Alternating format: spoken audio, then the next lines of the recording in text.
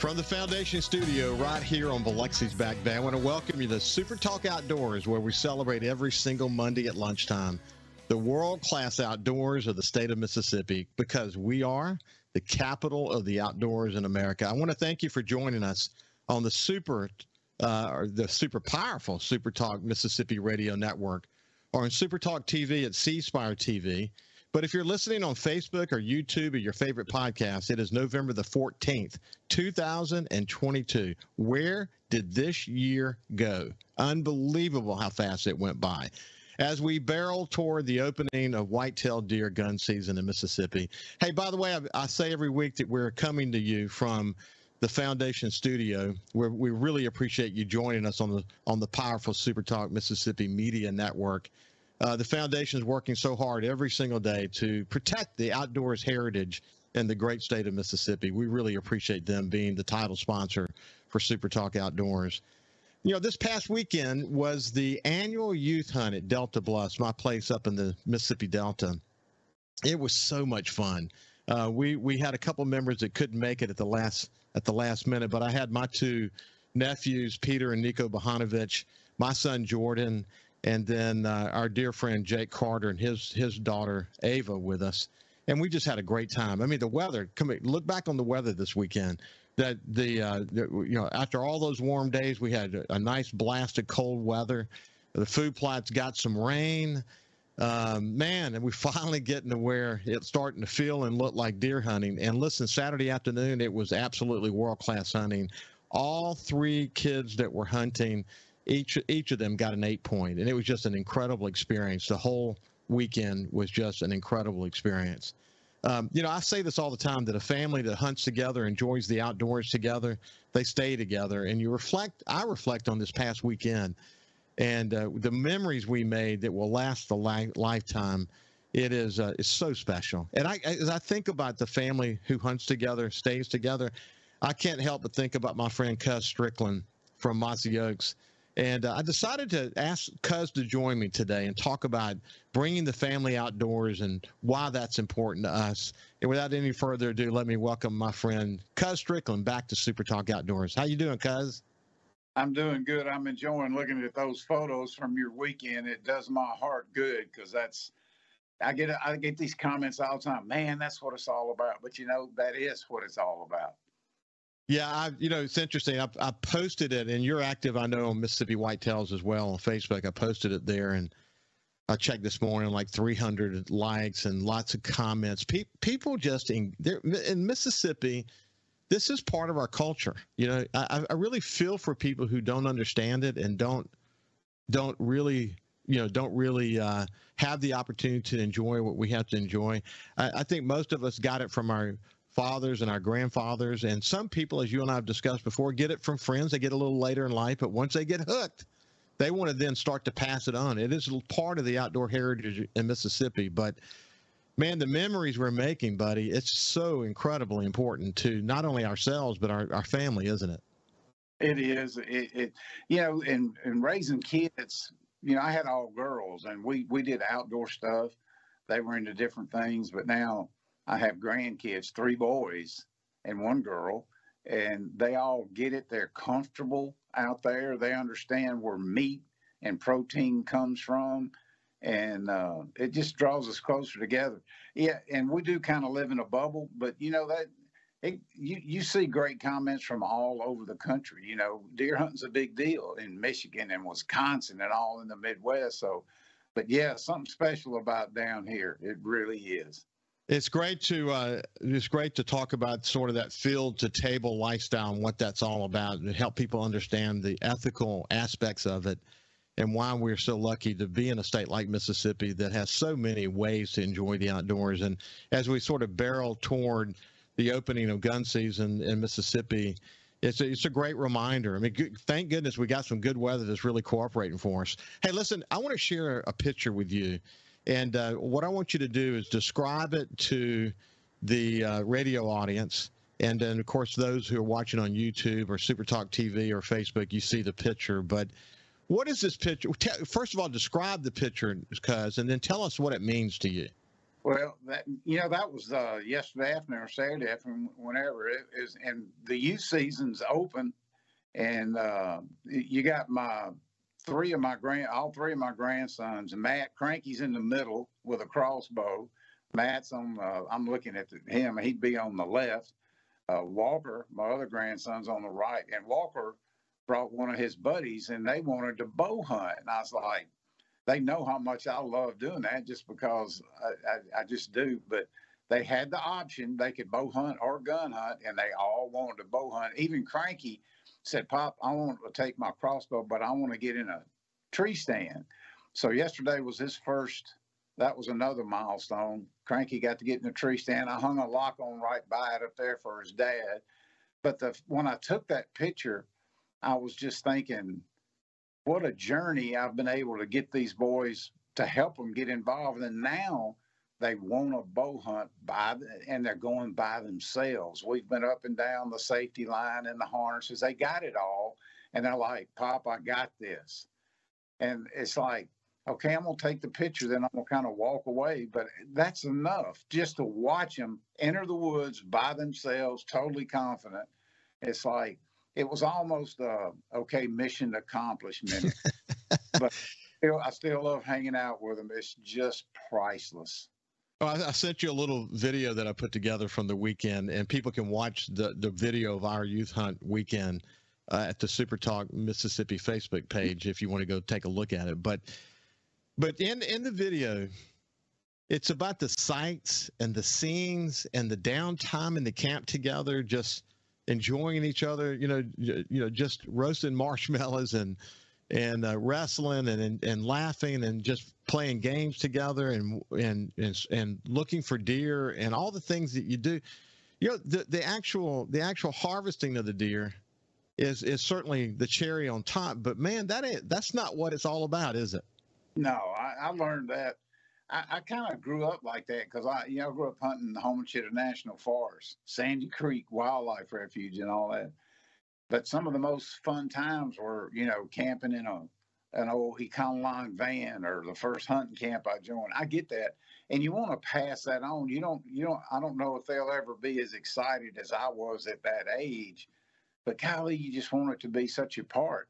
My youngest grandson, Cranky, I filmed him doing everything, and he's a YouTube star. He's just crazy big in my world. But I put a video up last week of his first bow kill. I call it a bow kill. It's a crossbow, but to them, it's archery hunting, because we get to talk about broadheads and fletching. And he killed a deer, and he shot it, and he said, "Pop, that's my first one with a bow." And I went, wow. But the comment he made after that, I kept filming.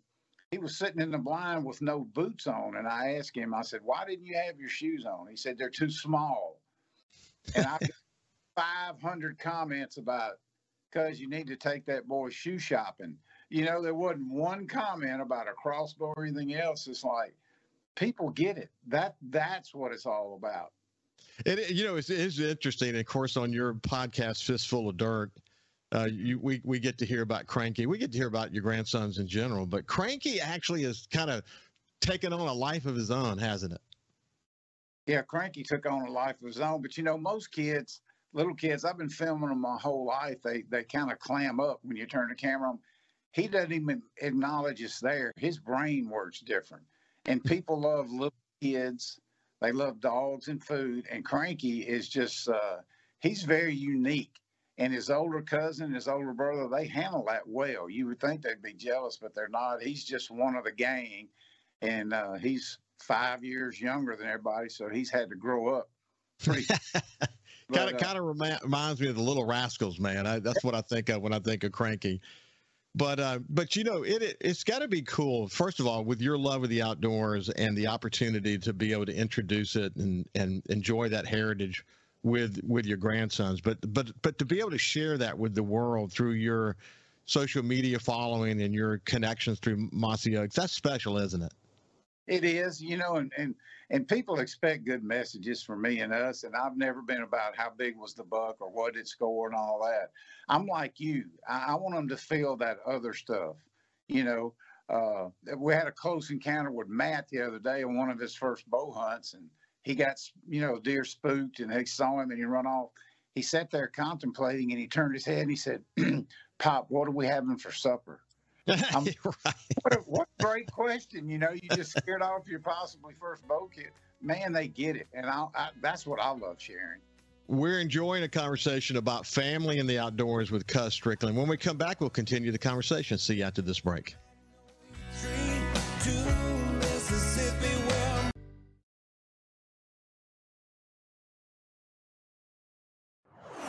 Leading the conversation on Mississippi's outdoors. It's Super Talk Outdoors with Ricky Matthews on Super Talk Mississippi.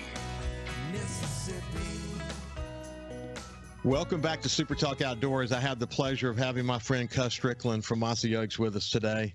And we're talking about the family and the outdoors. Cuzz, you know what was so special to me, though? I've had the opportunity to hunt with my two nephews, Peter and Nico, for the last 2 or 3 years, and to teach them a beautiful love of the outdoors. Not only hunting, but we also fish offshore together. Their dad loves to fish. Their dad loves to hunt. He actually coached the soccer team that Nico is on, so that Nico could come on up here and hunt with me and my son Jordan.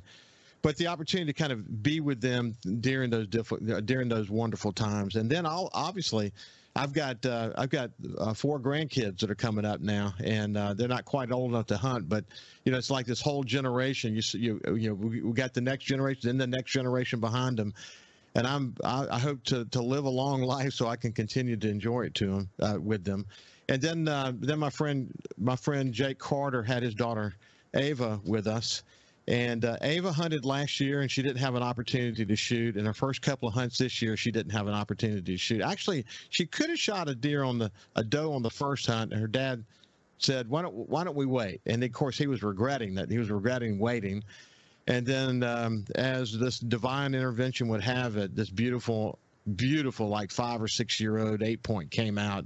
It weighed 209 pounds, Cuzz. It was just a beautiful deer. And she dropped it. And, when I got there, of course, Nico had just shot a deer, and it was in the woods. We were going to need help getting it out. And we came on around and met Jake and his daughter at what we call the East Field. And she was in tears. It was so special, man. I mean, good Lord, buddy. I mean, you can't. How do you trade those moments for anything? Oh, you can't, and that's what it's. You hate to keep saying that's what it's all about, but I've seen it. I've seen it at every level with 60-year-old veterans that have never hunted before, and catch a dream kids who you don't know if they're going to hunt again or not. And I've seen how therapeutic that can be, and we're blessed. My kids were blessed. My grandkids are blessed. They were going to have it put to them on a silver platter. Not everybody has that option. So anytime you can share it, especially with somebody that may not get it, man, you're passing on way more than some venison or a good weekend. It changes their mindset sometimes. It's pretty special.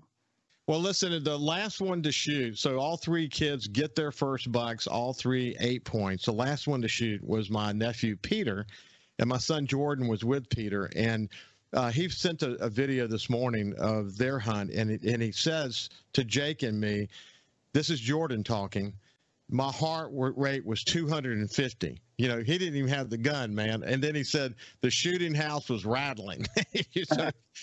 But you know what? I felt the same way when little Nico shot. Man, it was just I was excited for him. We could see those horns. We already had a 5-point out in the plot, and here comes this 8-point. You could see it walking through the woods, man. And I thought, this is it, Nico. This is it. And of course, by then you could just hear his breathing. I mean, it just. You can't replicate those moments. They become incredible memories for these kids. They will never forget it. They'll want more of it. The more time they spend in the outdoors, the more they learn about ethics and morals and safety and life. And they learn to look up to people that they can respect and trust. And I mean, they take those life lessons into adulthood and become great citizens of the community as a result of those experiences. That's certainly been my experience. And I know that's been your experience too. Yeah, you got to have a giving heart. I said it many, many, many years ago.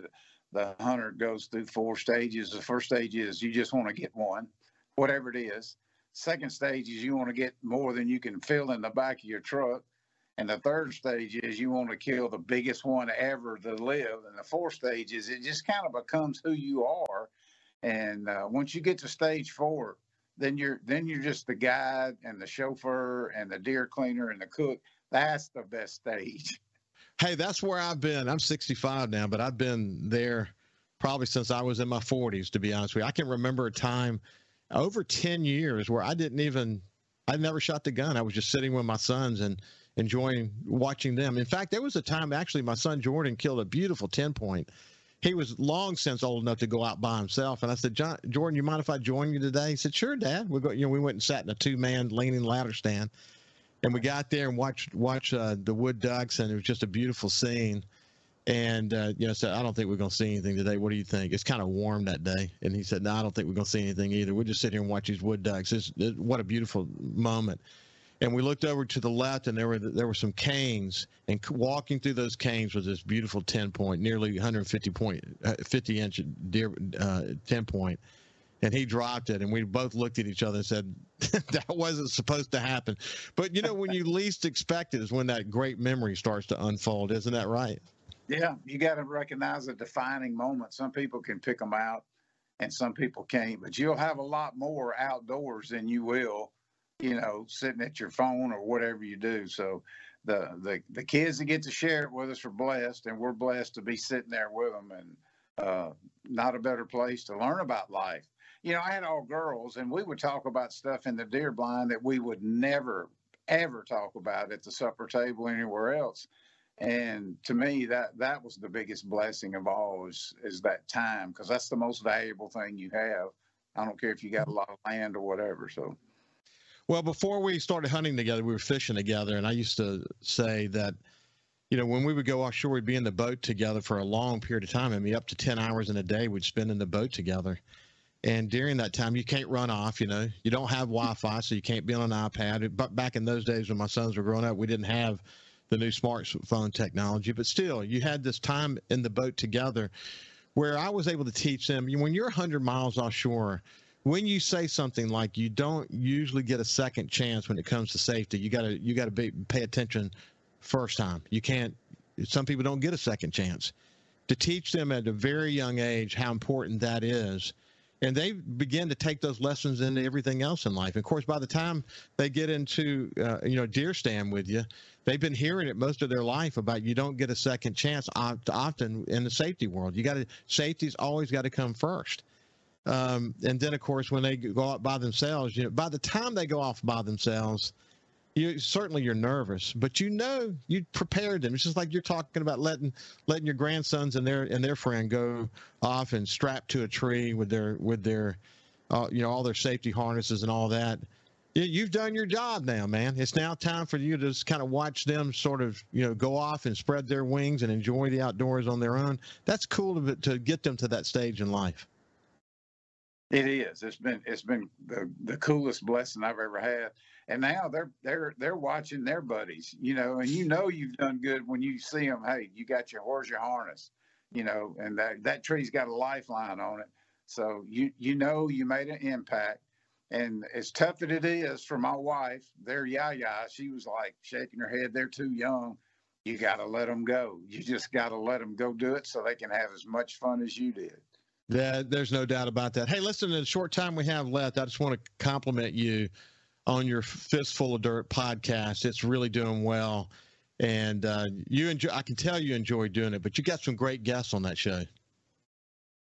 Well, I appreciate it. And, it's like I've told people from the get-go, everybody's got a story. You just got to pull it out of them. And people love stories. It's not as in-depth sometimes as the Gamekeeper podcast. They utilize Mississippi State and Dr. Bronson and all that. And I kind of look for characters because characters never go out of style. And it's been a lot of fun. It's been quite an education for me. But yeah, I got a great one on this week. One of my favorite people, Dwight Jones. If you ever been to a DU or an NWTF or Rocky Mountain, he's the auctioneer. His stories were amazing. And I had no idea you had to do all that stuff, but it's a good listen. And like a lady told me one time, she said, I put your podcast on all my boys' phones. And I said, really? She said, yeah, they love hunting and fishing, but yours is G-rated. And I was like, well, that's a good thing. It is. And you go back, and I found myself just describing you to a young friend who wasn't aware of how sort of the advent of outdoor TV and what hunting the country was all about, et cetera.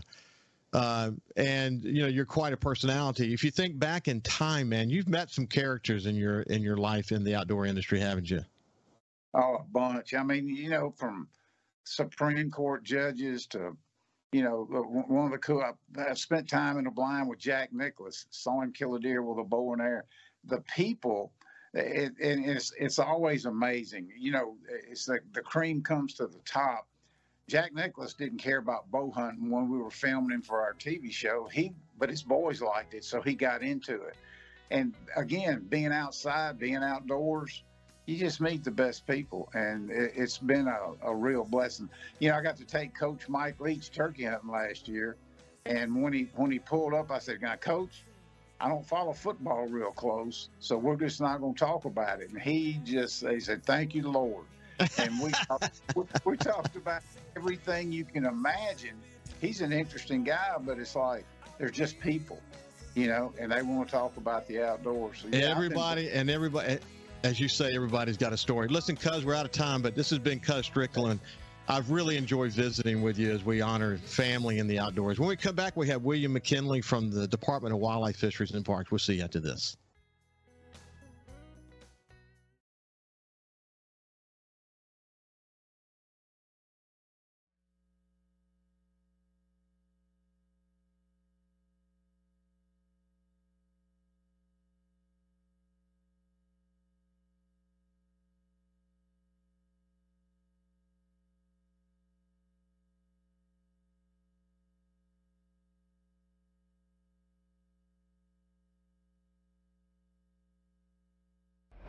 This is Super Talk Outdoors with Ricky Matthews on Super Talk Mississippi.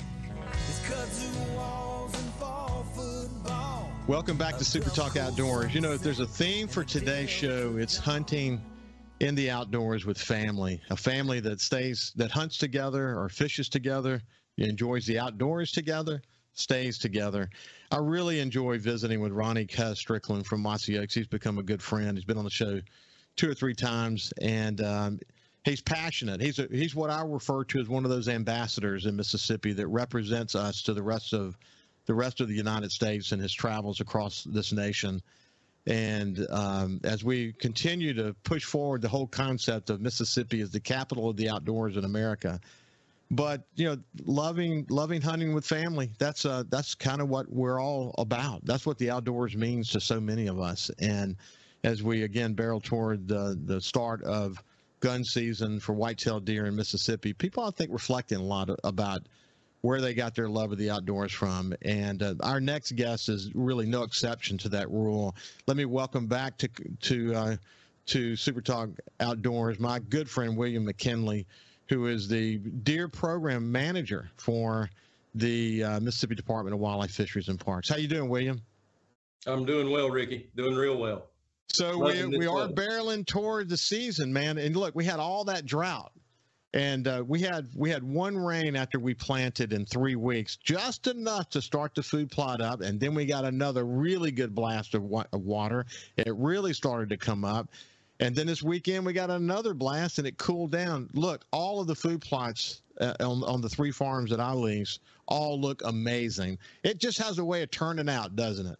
So those food plots, yeah, they're a little bit later than usual, but man, for the past week, they're so green. They're growing so well. They love these cooler temps, and deer are hammering them. We have one farm over in Shula, and my son Jordan went over and did some hunting on what we call the middle plot, and he said it was just eaten down to a nub already. I mean, just so much pressure. I guess they've been waiting, but this is an area where there's a lot of acorns on the ground. It's a tree farm, about a 250-acre tree farm, Yep. And so, deer are just rummaging through, getting lots of acorn. What are you hearing about the acorn crop this year? Well, Ricky, I really wanted to address it because around my house in north central Mississippi, I would rank it as completely poor. Yeah. I looked at a place in Madison last week, and swamp chestnuts were littering the ground. There was a lot of those. There wasn't that good of a red oak crop. So I haven't heard of a good red oak. So that's your water oaks and your cherry barks and all. It seems that they're very spotty. These white oaks will go ahead and sprout really soon, and they won't carry over past early December, mid-December. So that'll really drive deer into the food plots. So I'm expecting that always increases visibility. It makes hunting, it makes it a lot easier. Deer are coming in food plots earlier. They're more visible. They're moving more because that belly is what drives that movement most of the time. Yeah, that may explain why we had such a good hunt Saturday. Last year we had to work hard and, finally got all three kids, the three kids that were hunting a doe. But to see buck activity early, we're starting about 4 o'clock up until dark. We had really good buck activity, and that's rare. We don't usually see that, this time of year. We'll get on opening season this coming weekend. We'll usually get 1 or 2 really good deer because we got a lot of hunters and they're spread out across 3 farms. But we only hunted 1 farm and 3 really good 8 points. 2 of them younger deer, but great first bucks for the kids, and the third one a very nice mature deer. But maybe that explains it. Maybe we don't have as many acorns in the woods as we thought. Yeah, maybe not. And I tell you, belly drives them until the rut kicks in. It's driving movement. So that hunger factor, they got to eat 3 to 4 gallons of food a day. A mature buck does. So when food's somewhat limiting, you're going to see more of them. Hey, one of the things that Cuzz Strickland said to us offline that I want to repeat here on the air is that when he travels the United States, and he's multiple states during the week representing Mossy Oaks, the work that you guys are doing is nationally known. He's very proud of the work that you guys are doing, and I'm not surprised because you've done some incredible work, and we've talked about it here on the show. But congratulations on having sort of your name beyond Mississippi in ways that is really contributing to the whitetail community all across the United States. So congratulations, my friend. Well, thank you much. I admit I work with some really great guys and girls out there that are dedicated, and they're all hunters too, Ricky. Everybody that works for us nearly are hunters as well. So I tell people a lot, we do this out of selfish ambition. Yeah, right. I'm with you, man. I'm with you. Hey, listen, God bless you and your family. My condolences to you on the loss of your father just 10 short days ago. And I would not be bringing you here to this moment, especially with the theme of the show being family, without your permission and without you urging me to kind of tee this up. But your father meant a lot to you just in general, but he was sort of your introduction to the outdoors. Anyway, God bless you, my friend. Tell me about your dad. Ricky, my dad, I was born to a young dad. He was quite young, but he got me in the woods when I was big enough to walk. I was on a dove field with a BB gun. I took my first deer when I was 6 with a 20 gauge shotgun and buckshot sitting beside him. But that stock was too long. I had to tuck it underneath my armpit and lean down and get a black eye every time I shot it. And I had that black eye with pride. He kept me in the woods. Hey, my mom tells a story that they were Christmas shopping when I was about 11 and didn't have very much money, didn't have much money at all. And Dad was picking out a new gun for me. And she said, Tommy, we just don't have the money. And he said, look, if I can keep him in the woods, I know where he's at. And so we're going to spend money, even money that we may not have right now. And hey, you know what? It worked. It did work. So I challenge all those dads out there that are listening to this to get your kids out, get them out early and get them out in the woods, because that love of nature has led me. Here I am as a statewide deer program coordinator for an entire state. And I would say one of the best state wildlife agencies in the country, the best, I think. And here's the position I sat. And I'm there because of Dad getting me in the woods when I was very young. So, yeah, it matters. It matters a lot. So many incredible memories. I talked to Cuzz, the first two segments about the opportunity that he and I have as we get older to be able to share that with our kids and our grandkids and in my case, my nephews and my friends' kids. The moments, man, what it means to them. I live in the moment. I try to do everything I do in the moment, and I try to soak it all up. And I look at them in the eyes, and I love them, and I try to just soak it all up, because there's no guarantees about tomorrow, man. We all know that, and your dad's passing is another example of that. But the reality is, the life lessons that we're teaching young people, that my grandfather and fathers taught me, your father taught you, it changes your life. It makes you a better person. It helps you ethically and morally. It's important, isn't it? Very much. And those lessons, I remember one time being behind him. We were squirrel hunting, and I was standing right beside him, but a rabbit got up, and it was rabbit season, and everything was legal about what I did, except I took a shot he wasn't expecting, and I was a young little guy, and that scolding that I got, it's still sticking here, and here I am, 48 years old. So that gun safety lesson that I got in the middle of the squirrel woods that day, that kind of stuff mattered. And so. Yeah. Here's the thing, man. Again, Cousin, I talked about this too, that these lessons about safety, these lessons about, way I used to say it to my sons, and what I said at the beginning of the show was simply that when we were in the boat together, I often said that you don't often get a second chance when it comes to safety, especially when you're hunting, for goodness sakes. And, I teach them, if you accept possession of a gun, immediately check to make sure it's not loaded. That's the first thing you do. And of course, there's a series of events you can do after that, of course, but you can't take that stuff for granted. And I remember very distinct lessons that I got from my dads and my grandfathers about that. You can't take anything for granted. In fact, I'll tell you a story about a 16 gauge that's right over here leaning against the wall, old Winchester 16 gauge that my grandfather had, that he passed to my father. My father passed to me, and now my son Jordan had a really great experience with it last year. I'll tell you about when we get on the other side of the break. But, William, your work is incredible. We honor your father in so many different ways by you being in that position, and people leave legacies. And his legacy, I'm sure there's many more pieces to it, but one of the most significant legacies he left is you. And look what we get to do, the work that you're doing, the fact that what you're doing is renowned, and the work that Mississippi is doing is leading the way around white-tailed deer in this nation.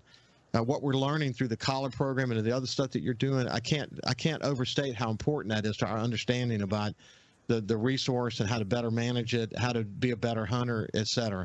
When we come back, we'll continue our conversation with William McKinley from the Department of Wildlife, Fisheries, and Parks. He's the deer program manager there. We'll see you after this break.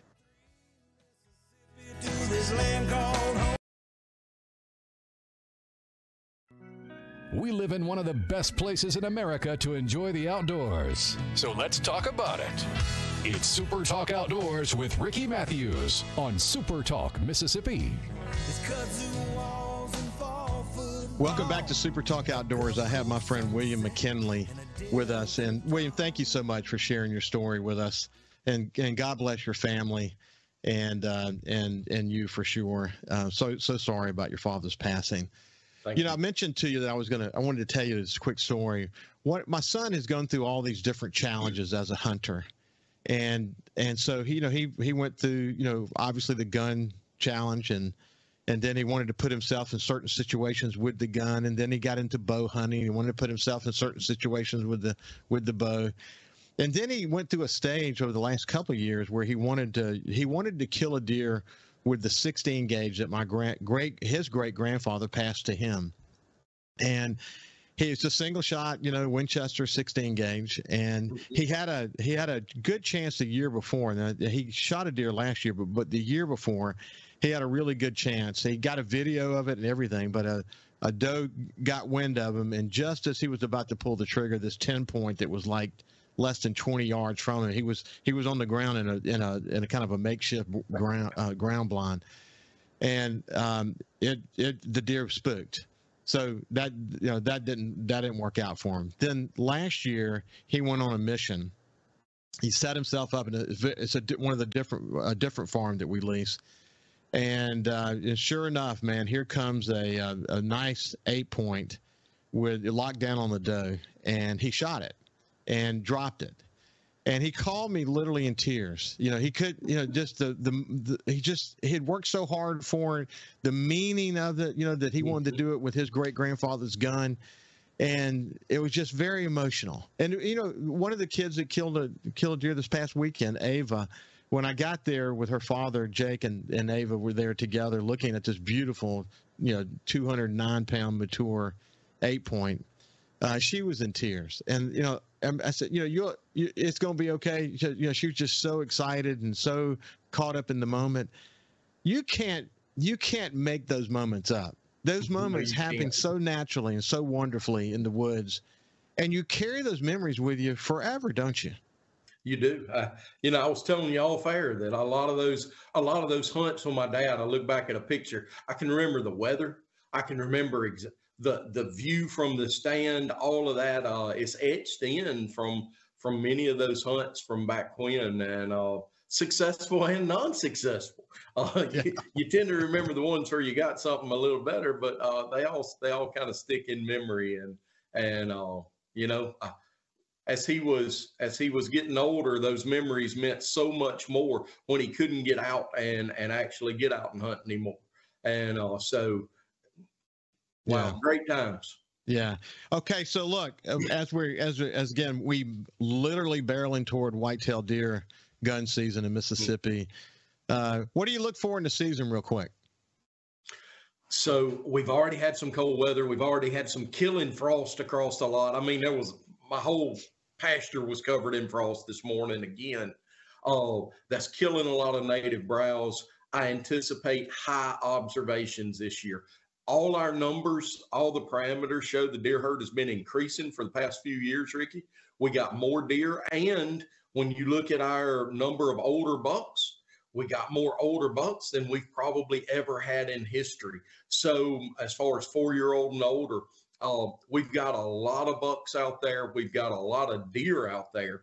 We want hunters to take more deer. We need to kind of get this population, this growth of population in check, because, man, my wife drove home from Kosciuszko the other day. It was 20 miles. She saw 36 deer right at dark in 20 miles. I mean, that herd's growing. So, but I think it's going to be a very good weekend. The weather looks great.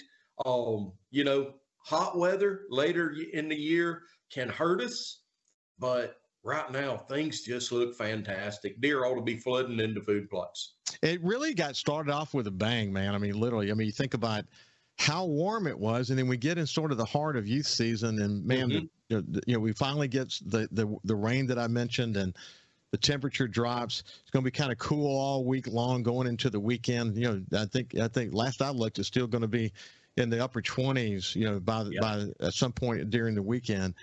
Man, that should just keep them on their feet. It ought to be a lot of fun. Hey, why don't you do this to remind people, don't take safety for granted, for goodness sakes. Don't get so caught up in it that you just make sure you keep safety first. Talk to them about that real quick. Gun safety and tree stand safety. As soon as I got here, I'm at the Leake County Extension Service. They're having the big Leake County Wildlife Expo tonight, by the way. And so a big event. We're here scoring some deer. Officer walks in and goes, I had to work another hunting accident. Another tree stand, the guy hadn't checked the straps in a long time, and it ended up falling. Look, that's so easy to avoid. Just check it out. Keep safety first. Yeah, go to the Wildlife Fisheries and Parks website and look up safety and just go through the list. Don't take anybody's life for granted, for goodness sake, just because you're in a rush to get out into the outdoors. Anyway, it's been a pleasure, my friend. William, again, God bless you and your family. Thanks for sharing that story with us today. It was a pleasure to hear your love of the outdoors and your father's love of the outdoors. Have a great day, my friend. Thank you. Take care. Thank you for joining us today. Thank you for joining us today on Super Talk Outdoors. Have a great time, and we'll see you next Monday.